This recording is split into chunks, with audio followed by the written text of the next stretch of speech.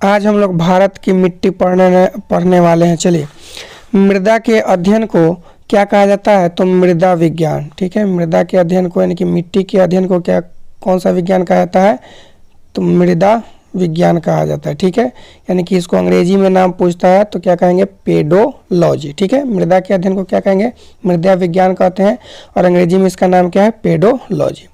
भारतीय कृषि अनुसंधान परिषद, भारतीय कृषि अनुसंधान परिषद यानी कि ICAR के अनुसार उन्हें क्या किया? 1946 में देश में कितने मिट्टी को कितने भागों में बांटा गया? 8 प्रकार में बांटा गया। ठीक है, पहला भाग हो गया जलोढ़ मिट्टी, दूसरा हो गया काली मिट्टी, तीसरा हो गया लाल मिट्टी एवं पीली मिट्टी भी इसको कहते हैं, लेटेराइट मिट्टी, पर्वतीय मिट्टी, मरुस्थलीय मिट्टी, पीट एवं दलदली मिट्टी, लवणीय एवं क्षारीय मिट्टी।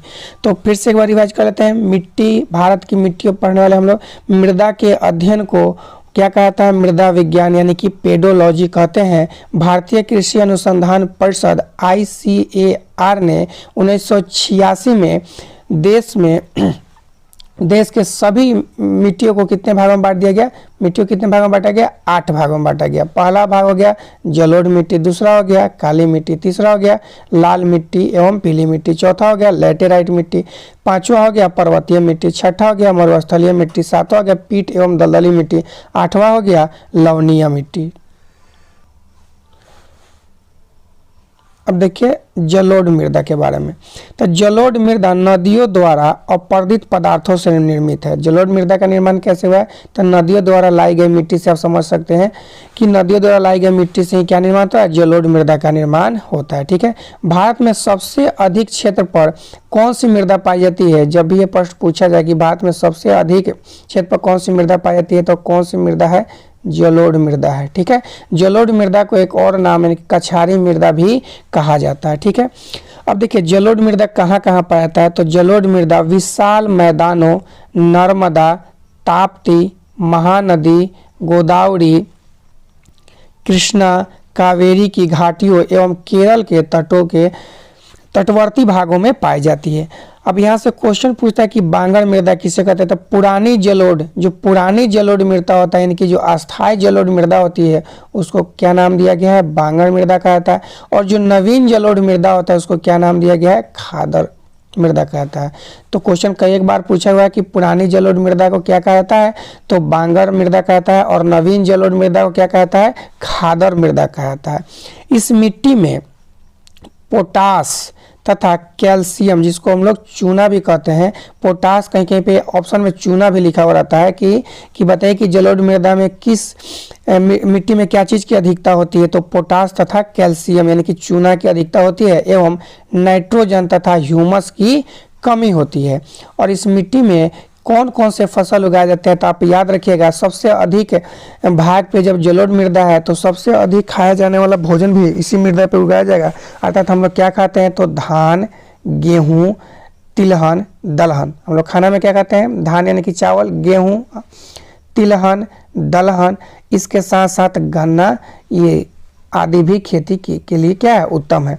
तो एक बार फिर से जलोढ़ मृदा को हम लोग रिवाइज कर लेते हैं। जलोढ़ मृदा क्या है? नदियों द्वारा लाई गई मिट्टी को क्या कहते हैं? जलोढ़ मृदा कहता है। भारत के सबसे अधिक क्षेत्र पर कौन सी मिट्टी पाई जाती है? तो जलोढ़ मिट्टी या कछारी मिट्टी भी कहा जाता है। ठीक है, जलोढ़ मृदा कहाँ कहाँ पाई जाती है? तो यह मिट्टी विशाल मैदानों, नर्मदा, ताप्ती, महानदी, गोदावरी, एक साथ याद कीजिए, नर्मदा, ताप्ती, गोदावरी, महानदी, कृष्णा, कावेरी की घाटियों एवं केरल के तटवर्ती भागों में पाई जाती है। ठीक है, पुरानी जलोढ़ मृदा को क्या कहता है?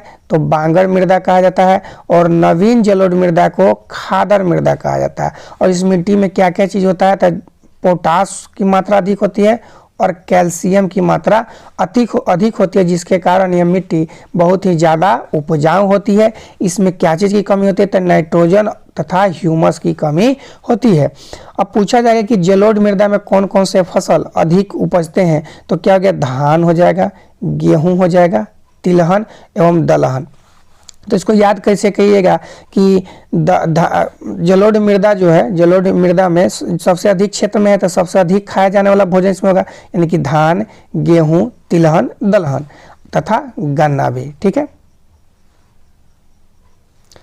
अब दूसरे नंबर पे आता है काली मिट्टी। करेक्ट, काली मिट्टी का निर्माण पूछता है क्वेश्चन कि किस प्रकार के चट्टानों के टूटने फूटने से होता है, तो बेसाल्ट, बेसाल्ट नामक चट्टान के टूटने फूटने से काली मिट्टी का निर्माण होता है। और काली मिट्टी कहाँ कहाँ पाया जाता है, तो सबसे अधिक पाया जाता है महाराष्ट्र में, ठीक है, पश्चिमी मध्य प्रदेश में। महाराष्ट्र आपको याद रखना, काली मिट्टी कहाँ पाया जाता है, महाराष्ट्र। और इसको और कुछ राज्य का नाम कैसे याद रख सकते हैं, तो देखिए काली, अब यहाँ गुजरात लिखा हुआ है, तो आपको कैसे याद रहेगा, गुजरात, रात कैसा होता है, अंधेरा, अंधेरा मतलब काला, तो आपको याद आएगा काली मिट्टी, तो इसको रिलेट कर लीजिएगा क्या चीज, गुजरात, ठीक है।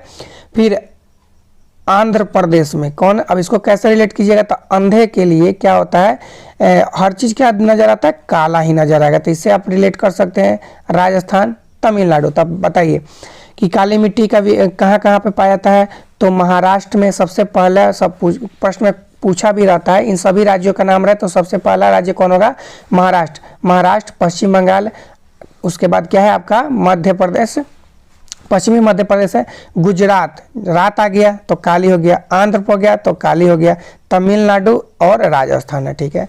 पूछता है अगला क्वेश्चन कि अस्थायी रूप से काली मिट्टी को क्या नाम दिया गया है, यानी कि भारत में इसको क्या कहता है, तो रेंगुर या काली कपास की मिट्टी भी कही जाती है। तो स्थानीय रूप से काली मिट्टी का क्या नाम है, रेंगुर ज्यादा पूछता है, कभी कभी काली कपास की मिट्टी भी ऑप्शन में दिया हुआ रहता है। लेकिन अंतर्राष्ट्रीय रूप से इसको क्या नाम दिया गया, तो उष्ण कटिबंधीय चरनोजम, क्या नाम दिया गया है, उष्ण कटिबंधीय चरनोजम, उष्ण कटिबंधीय चरनोजम कहा गया, ठीक है। इस मिट्टी में क्या क्या चीज की अधिकता होती है, तो आयरन, चूना यानी कि कैल्शियम, एल्युमिनियम एवं मैग्नीशियम की बहुलता होती है, जिसके कारण ये मिट्टी भी उपजाऊ होती है। इस मिट्टी का काला रंग पूछता है एग्जाम में, कई एक बार पूछा हुआ है कि काली मिट्टी का रंग काला किसके कारण होता है, तो काली मिट्टी का काला रंग जो होता है टिटेनीफेरस, क्या, टिटेनीफेरस, मैग्नेटाइट एवं जीवाश्म यानी कि ह्यूमस की उपस्थिति के कारण होता है। फिर से एक बार सुनिएगा, काली मिट्टी का रंग काला क्यों होता है, तो टिटेनीफेरस, मैग्नेटाइट एवं जीवाश्म की उपस्थिति के कारण काली मिट्टी का रंग काला होता है। इस मिट्टी को एक अन्य उपनाम से भी जाना जाता है, इसको कहा जाता है स्वतः जुताई वाली मिट्टी। आपको एग्जाम में एक बार पूछा हुआ प्रश्न है कि स्वतः जुताई वाली मिट्टी किसका उपनाम है, तो क्या बताएंगे, काली मिट्टी का, ठीक है। काली मिट्टी, ये क्वेश्चन तो बहुत बार पूछा हुआ है कि किस मिट्टी में नमी धारण करने की क्षमता सबसे अधिक होती है, तो काली मिट्टी में नमी को धारण करने की यानी कि जल सोखने की क्षमता जो होती है सबसे अधिक होती है। और एग्जाम में ये भी पूछा है कि सबसे कम जल धारण की क्षमता किसका है, तो बलुआई दोमट मिट्टी का है, किसका है, बलुआई दोमट मिट्टी का है। इस मिट्टी की उर्वरता काली मिट्टी की क्या होती है, अधिक होती है।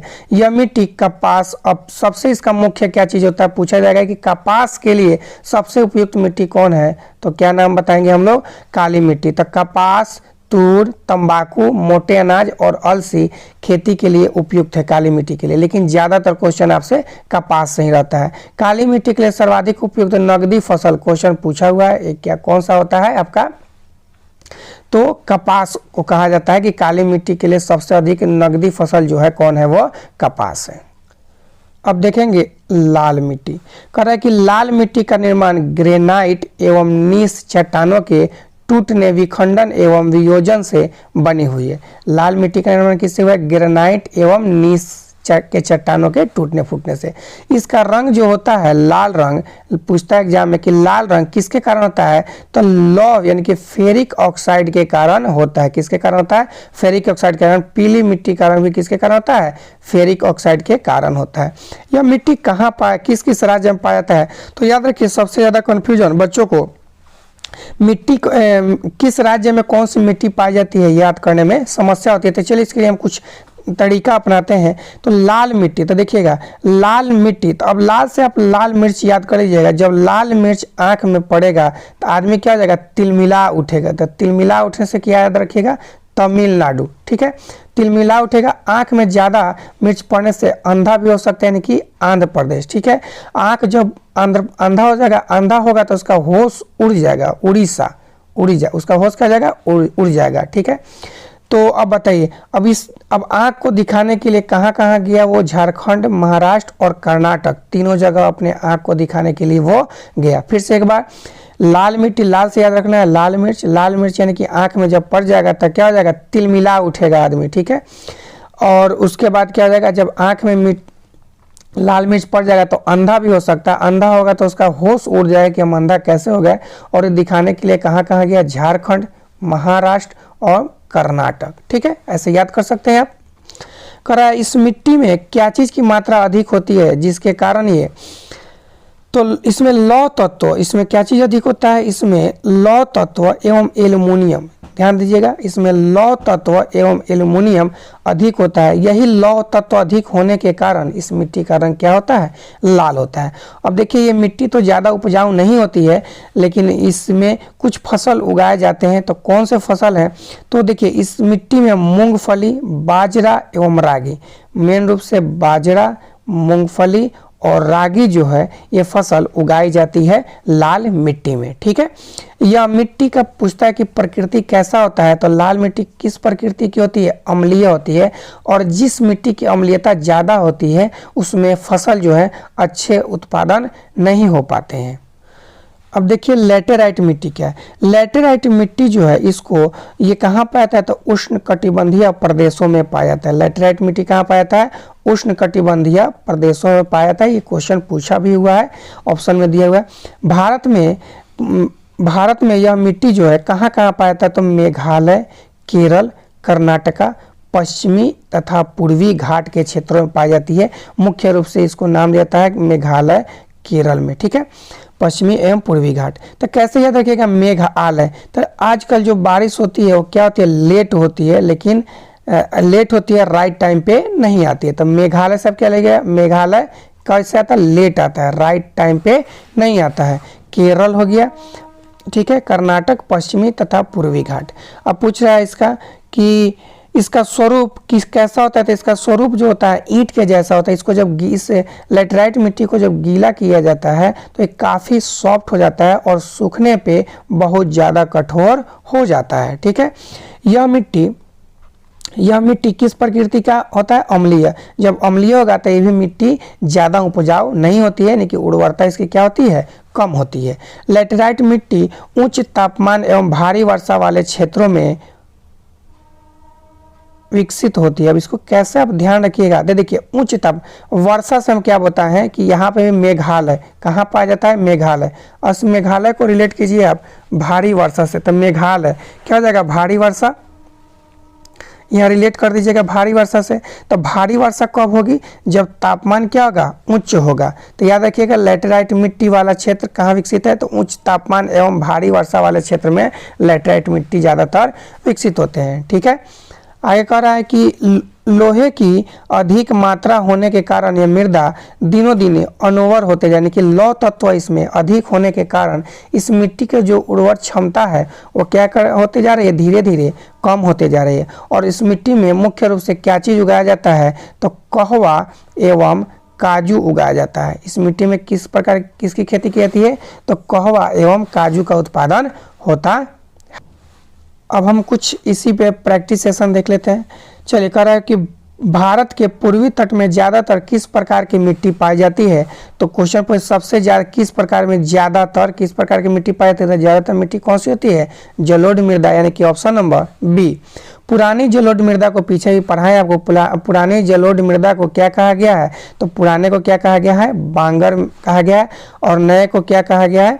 खादड़।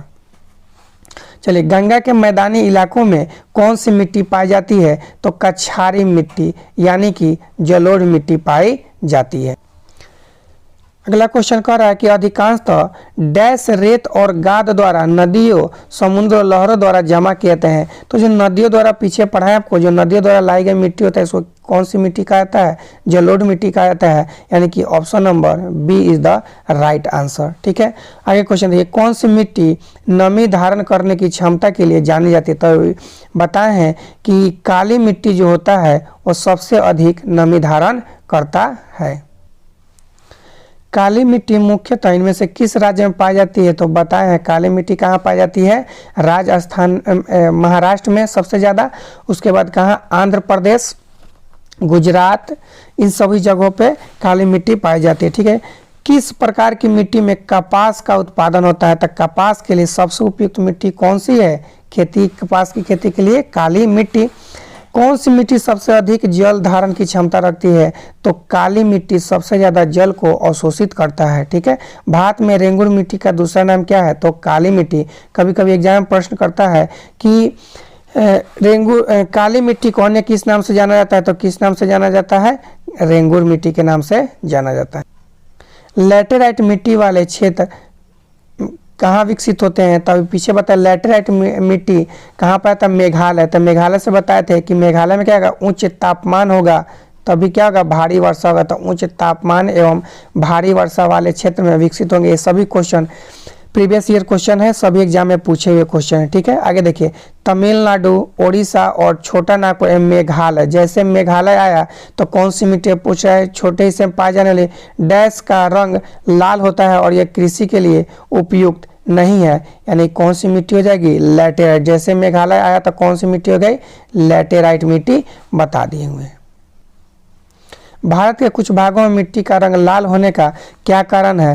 तो लाल होने का कारण है फेरिक ऑक्साइड की मौजूदगी, यानी कि मिट्टी में फेरिक ऑक्साइड लौह तत्व की मात्रा जब अधिक हो जाएगा तो उसका रंग कैसा हो जाएगा?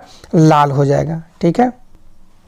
लाल मिट्टी पर खेती करना कठिन है क्योंकि लाल मिट्टी को जल धारण करने की क्षमता कम होती है, जिसकी वजह से यहाँ पे खेती नहीं किया जा सकता है।